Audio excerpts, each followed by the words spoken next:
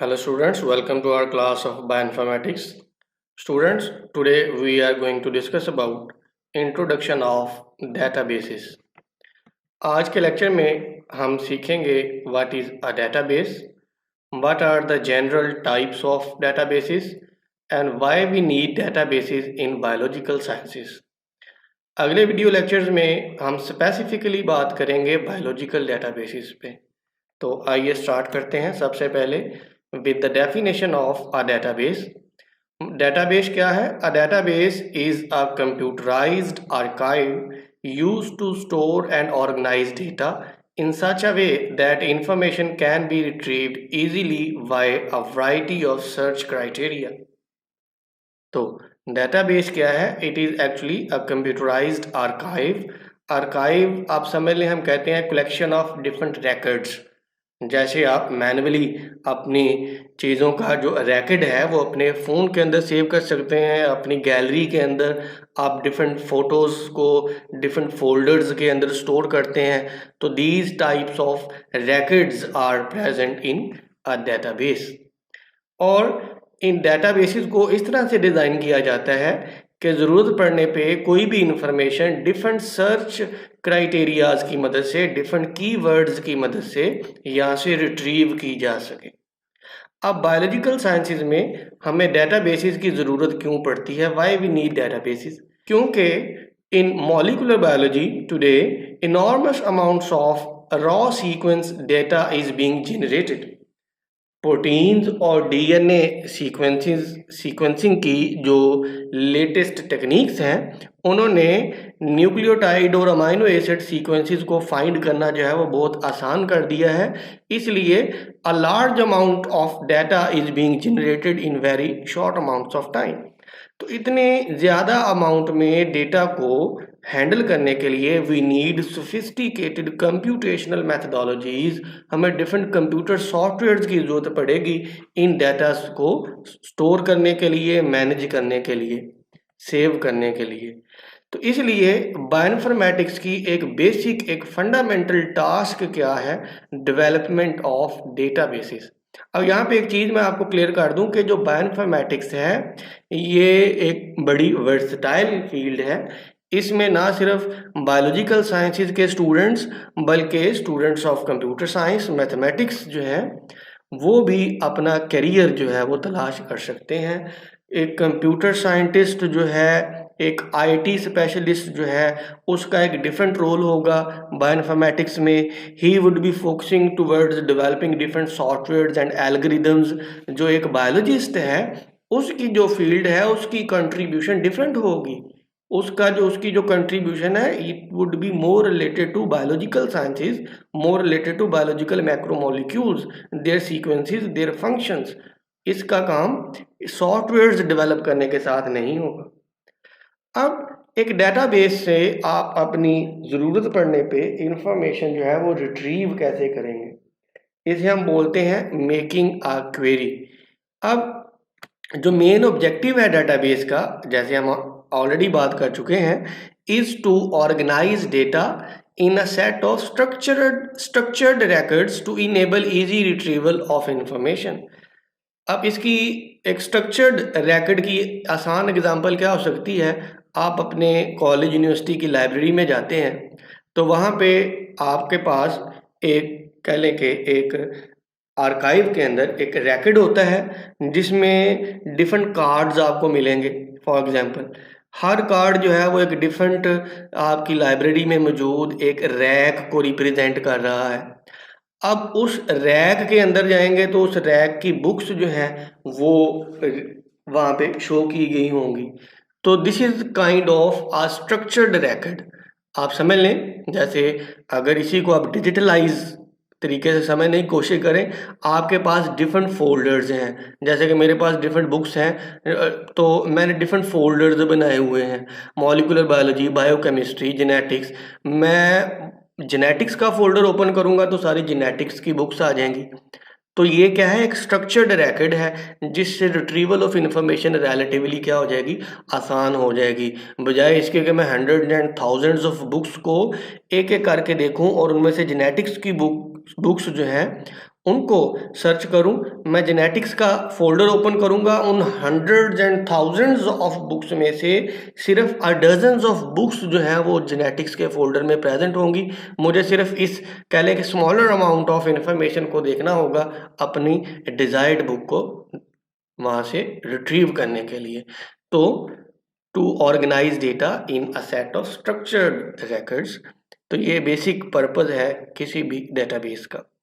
अब इस डेटाबेस में जो हर रिकॉर्ड है इसे हम क्या कहते हैं, एंट्री कहते हैं। And it should contain a number of fields that hold actual data items. For example इस फील्ड में डिफरेंट एंट्रीज, इस एंट्री में डिफरेंट फील्ड्स हो सकती हैं, name, phone numbers, addresses, dates. जैसे आपके कॉलेज में आपकी कह लें कि एडमिशन्स की एक डेटाबेस होगी, अब उसमें जैसे ही हर स्टूडेंट की एक एंट्री है, जब उस स्टूडेंट के पेज पे आएंगे तो उसकी सारी फील्ड्स आ जाएंगी, उसका रोल नंबर क्या है, उसने अपनी फ़ी जो है पहले सेमेस्टर की फ़ी किस डेट को सबमिट करवाई, नेक्स्ट सेमेस्टर की फ़ी किस डेट को सबमिट करवाई। तो ये सारी जो है एक जो पेज है उस स्टूडेंट के नाम का, वो एक एंट्री है उस पूरे एक रजिस्टर के अंदर। और उस पेज के अंदर डिफरेंट जो आइटम्स हैं वो फील्ड्स हैं, name, roll number, date of fee submission etcetera. तो इस डेटाबेस को सर्च करने के लिए जो इन्फॉर्मेशन, जो कीवर्ड्स हम यूज करेंगे, दीज कीवर्ड्स और information is called as a value. और कंप्यूटर जो है वो इस वैल्यू, इस कीवर्ड की मदद से इन तमाम फील्ड्स को सर्च करेगा और इन्फॉर्मेशन जो है वो आपके सामने रिट्रीव करके देगा। इस सारे प्रोसेस को हम क्या कहते हैं, this process is called making a query. अब हम बात करेंगे जनरल टाइप्स ऑफ डेटाबेसेस की। दोबारा बता दूं कि ये जनरल टाइप्स हैं, बायोलॉजिकल डेटाबेसेस पे हम अलग से अगले वीडियो लेक्चर में बात करेंगे। अब डेटाबेसेस जो हैं इनकी डिफरेंट टाइप्स हो सकती हैं। Number 1, a flat file format. ये एक सिंपल टेक्स्ट फाइल होती है। It contains many entries separated by a delimiter. और एक डीलिमिटर के तौर पर आमतौर पर एक सिंबल यूज होता है, अ वर्टिकल बार। अब ये एक सिंपल, एक छोटी सी फ्लैट फाइल फॉर्मेट में मौजूद डेटाबेस आपके सामने दिखाई गई है। आप समझ लें ये एक तरह का टेबल है जिसको हमने टेक्स्ट फॉर्म में लिखा हुआ है। इस टेबल में देखें डिफरेंट एंट्रीज है, name, state, course number, course name. यहाँ पे एक डीलिमिटर, एक वर्टिकल बार का सिंबल आ गया। इसका मतलब क्या हुआ कि यहाँ पे जो एंट्री है वो होगी एंड। अब नेक्स्ट एंट्री में आपको स्टूडेंट वाइज यही data, name, state, course number वगैरह मिलेगा। जैसे फर्स्ट स्टूडेंट हमारे पास है जॉन स्मिथ, नेक्स्ट है टेक्सिस, बायोलॉजी 689, बायोइन्फॉर्मेटिक्स। अब इसको रीड कैसे करेंगे, जो फर्स्ट एंट्री है वो रिप्रेजेंट कर रही है किसको, name of the student. Second one is the state of the student, course number, and then finally course name. और यहाँ पे फिर एक बार आ गई, इसका मतलब है अब नेक्स्ट जो है वो अगले स्टूडेंट का डेटा शुरू हो गया। Jane Doe, Kansas, biochemistry 441, biochemistry. इस तरह से ये एक फ्लैट टेक्स्ट फॉर्मेट की सूरत में पूरी डेटाबेस जो है वो बिल्ड होती जाएगी। थाउजेंड्स ऑफ स्टूडेंट्स का डेटा यहाँ पे ऐड किया जा सकता है और हर स्टूडेंट के डेटा को आपने एक डीलिमिटर की मदद से सेपरेट कर देना है। अब इस तरह की डेटाबेस, जैसे कि आपको पढ़ने में ही इतनी मुश्किल लग रही है, ये जो डेटाबेस है it is very complex and difficult to handle. अब क्यों डिफ़िकल्ट टू हैंडल क्यों है, वाई? अब इसके साथ सर्टेन लिमिटेशन है। नंबर 1, क्योंकि ये सिर्फ एक रॉ टेक्स्ट है, इसके अंदर कोई कमांड्स जो है वो नहीं लगी हुई जो कि इसको सर्च करने में आसान बनाए। No hidden instructions are present, एक सिंपल टेक्स्ट है। कंप्यूटर को अगर इस डेटाबेस में से कोई एक स्पेसिफिक एंट्री को सर्च करना है तो उसे शुरू से, एक फ़र्ज करें आप जो कैंसस के स्टूडेंट का डाटा सर्च करना चाहते हैं, तो जो कंप्यूटर सॉफ्टवेयर है वो पूरी डेटाबेस को रीड करेगा। रीड करते करते करते करते यहाँ पे उसे एक एंट्री मिली है कैंसास की। तो अब इस कैंसास से रिलेटेड इंफॉर्मेशन चाहिए कि इस स्टेट में कौन सा स्टूडेंट प्रेजेंट है और ये क्या कोर्सेज जो है वो स्टडी कर रहा है। तो हमें यहाँ से इस सारी इंफॉर्मेशन को रिट्रीव कर सकते हैं, लेकिन it is difficult for computers. Indeed, searches through such files often cause crashes the entire computer system because of memory intensive nature of operation. तो जो स्टूडेंट थोड़ा सा कंप्यूटर का बैकग्राउंड रखते हैं, आप समझ लें ये कंप्यूटर की ज़्यादा मेमोरी यूज़ करेगा, सारी रैम जो है ये सर्च ऑपरेशन यूज़ कर लेगा और कंप्यूटर जो है वो हॉल्ट हो सकता है, डेटाबेस जो है वो क्रैश कर सकती है। तो इस तरह की टेक्स्ट डेटाबेसेस को हैंडल करना डिफ़िकल्ट होता है। यहाँ पे तो आपको छोटी सी 4 एंट्रीज नज़र आ रही हैं, अगर ये 1000 स्टूडेंट्स की एंट्री होती तो ये इमेजिन करें। इसी को आप सिंप्लीफाई कर सकते हैं। अगर इसी डेटाबेस को आप एक टैबुलर फॉर्म में ले आए तो देखें ये समझने में भी और इसमें से डाटा को रिट्रीव करने में भी आसानी हो सकती है। जैसे कि आपने अगर कैंसास के स्टूडेंट को सर्च करना है तो बजाय इसके कि पूरी डेटाबेस को रीड करें, जो सर्च इंजन है वो सिर्फ स्टेट वाले कॉलम को सर्च करेगा। तो बजाय इसके कि 1 to 1 सारे करैक्टर्स को रीड करें, जो सर्च इंजन है वो सिर्फ इस स्टेट वाले कॉलम को। अगर किसी स्टूडेंट को आप बाय नेम सर्च करना चाहते हैं जॉन स्मिथ, तो इस दफ़ा जो सर्च इंजन है वो सिर्फ नेम वाले कॉलम को सर्च करेगा, बजाय इसके कि पूरी डॉक्यूमेंट को A to Z सर्च करने बैठ जाए। तो इससे क्या हो गया, इसको टैबुलर फॉर्म में अगर ले आए तो रॉ टेक्स्ट के मुकाबले में जो सर्च है वो थोड़ी क्या हो जाएगी, आसान हो जाएगी। तो इसलिए डिफरेंट डेटाबेस मैनेजमेंट सिस्टम्स बनाए गए हैं। फ्लैट फाइल सिस्टम जो है वो इतना फिजिबल नहीं है। हमारे पास 2 तरह के डेटाबेस मैनेजमेंट सिस्टम्स जो हैं वो ज़्यादातर यूज़ होते हैं। Number 1 is relational database management system, और इस बेस पे जो डेटाबेस बनेगी इसे हम कहेंगे relational database. Second one is object oriented database management system, इसी तरह से ऑब्जेक्ट ओरिएंटेड डेटाबेस। पहले देख लें रिलेशनल डेटाबेसेस क्या होती हैं। रिलेशनल डेटाबेस में हम अपने डाटा को टेबल्स की सूरत में ऑर्गेनाइज करते हैं, और याद रखें इसमें हम एक सिंगल टेबल यूज नहीं करते, बजाय इसके कि हम हंड्रेड्स ऑफ कॉलम्स पर मुश्तमिल एक लार्ज टेबल यूज करें, बल्कि हम अपनी इंफॉर्मेशन को स्प्लिट कर लेते हैं छोटे छोटे टेबल्स में, और हर टेबल जो है उसके अंदर एक रिलेशन होता है। It means they are somehow related to each other. अब हर टेबल में जो रोज हैं they represent values in the fields of records, और कॉलम जो है इसको हम इस तरह से अरेंज करते हैं according to a common feature called attribute, so they can be cross referenced with other tables. आइए इसको ज़रा डायग्रामेटिकली समझने की कोशिश करें। जो भी हमारे पास फ्लैट टेक्स्ट फाइल की सूरत में डाटा था उसको हमने अरेंज कर लिया in the form of 3 tables, table A, B and C. Table A जो है वो स्टूडेंट्स के नेम और स्टेट्स का रिकॉर्ड जो है वो स्टोर किए हुए हैं।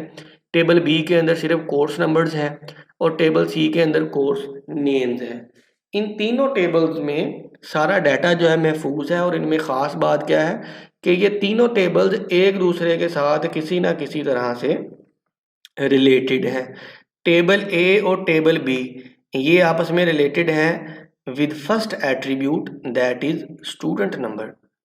इसी तरह से टेबल बी ये टेबल सी के साथ रिलेटेड है with the help of this column called as course name. तो एक तरह से तीनों टेबल्स एक दूसरे के साथ रिलेटेड हैं। मसलन अगर आपने स्टूडेंट 4 का डाटा आपको चाहिए, तो जो एक सर्च इंजन है वो क्या करेगा, कंप्यूटर सर्च इंजन, मैन्युअली नहीं, आप ये कर लें, ये सर्च इंजन सारा फंक्शन जो है वो परफॉर्म कर रहा है। अगर आपको स्टूडेंट नंबर 4 का डाटा चाहिए तो ये क्या करेगा, टेबल ए में से स्टूडेंट 4 का डाटा उठाएगा। स्टूडेंट 4 टेबल ए जो है ये टेबल बी के साथ रिलेटेड है with the help of student number. अब स्टूडेंट 4 का जो नंबर है 4 को सर्च किया जाएगा टेबल बी में, वहाँ से आपके पास इसका कोर्स नंबर आ गया। अब कोर्स नंबर की मदद से ये रिलेटेड है टू द थर्ड टेबल, और यहाँ से इस स्टूडेंट का कोर्स टाइटल आ गया। तो इस तरह से रिलेशनल डेटाबेस के अंदर हम क्या करते हैं, हम अपने डाटा को डिफरेंट टेबल्स जो कि आपस में किसी ना किसी तरह रिलेटेड होते हैं, डाटा को ऑर्गेनाइज कर लेते हैं। इससे जो सर्च इंजन है उसके ऊपर जो कह लें कि लोड है उसके जो परफॉर्मेंस है वो बेहतर हो जाती है लोड कम होने की वजह से। ये भी वही प्रीवियस एग्जांपल है, इसमें वही रिलेशन आपको दिखाया गया है। इसके बाद आ जाए next, object oriented databases. Object oriented databases में एक ऑब्जेक्ट क्या होता है? Object is actually a data with hidden mathematical routines or computer instructions that are hidden behind that data। अब object oriented data management system जो है, object oriented data model जो है, इसमें objects are linked by a set of pointers defining predetermined relationship between these objects. अब search engine इसको कैसे search करेगा? Searching the database involves navigating through the objects with the aid of these pointers. इसको भी देखें इस example की मदद से। हमने अपने जो डिफरेंट जो कह लें कि डाटा एंट्रीज थी उनको ऑब्जेक्ट्स की सूरत में ग्रुप कर लिया।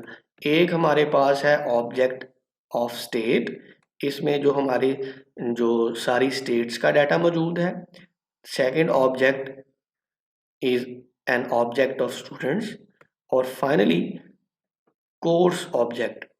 अब इसमें भी देखिए रिलेशनल डाटाबेस की तरह ये सारे ऑब्जेक्ट्स जो हैं वो आपस में किसी ना किसी तरह से रिलेटेड हैं। अब मसलन अगर आपको टेक्सास के स्टूडेंट्स की इंफॉर्मेशन चाहिए तो जो सर्च इंजन है वो क्या करेगा? स्टेट ऑब्जेक्ट में से आपका जो कह लें कि रिक्वायर्ड स्टेट का नाम सर्च करेगा। अब ये जो ऑब्जेक्ट है ये सेकंड ऑब्जेक्ट स्टूडेंट के साथ क्या है? लिंक्ड है।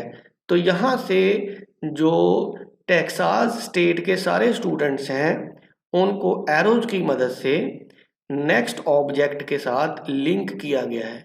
अच्छा, याद रखें कि ये जो एरोज हैं ये आपको यहाँ पे नज़र आ रहे हैं एक मॉडल में, लेकिन ये सारे टास्क जो है ये कंप्यूटर खुद परफॉर्म करेगा, आपको सिंपलीफाइड रिजल्ट्स उसने प्रोवाइड करने हैं। इसी तरह ये स्टूडेंट ऑब्जेक्ट में जो हर एंट्री है, फर्ज करें ये स्टूडेंट 1 की एंट्री है, ये जो है ये कोर्स की मदद से कोर्स ऑब्जेक्ट के साथ लिंक्ड है। यहाँ से आपको क्या मिल गया? उसका कोर्स नंबर और कोर्स टाइटल मिल गया। इसी तरह स्टूडेंट 5 जो है ये भी अपने रेलिवेंट कोर्स ऑब्जेक्ट में रेलिवेंट एंट्री के साथ लिंक्ड है। तो इस तरह से ऑब्जेक्ट ओरिएंटेड डेटाबेसेस जो हैं ये ऑलमोस्ट सिमिलर हैं विद रिलेशनल डेटाबेस मॉडल्स। अब यहाँ पे इन डेटाबेसेस को समझने के लिए एक वर्किंग मॉडल जो है वो हम अपनी नेक्स्ट वीडियो में आपके सामने लेकर आएंगे कि ये डेटाबेसेस एक्चुअल में वर्क कैसे करती हैं। इसी तरह से उसके बाद हम डिस्कस करेंगे स्पेसिफिकली बायोलॉजिकल डेटाबेसेस को। तो नेक्स्ट वीडियो लेक्चर जो है वो भी ज़रूर देखिएगा, उसमें हम object oriented and relational database models जो हैं उनके वर्किंग मॉडल्स आपके सामने पेश करेंगे।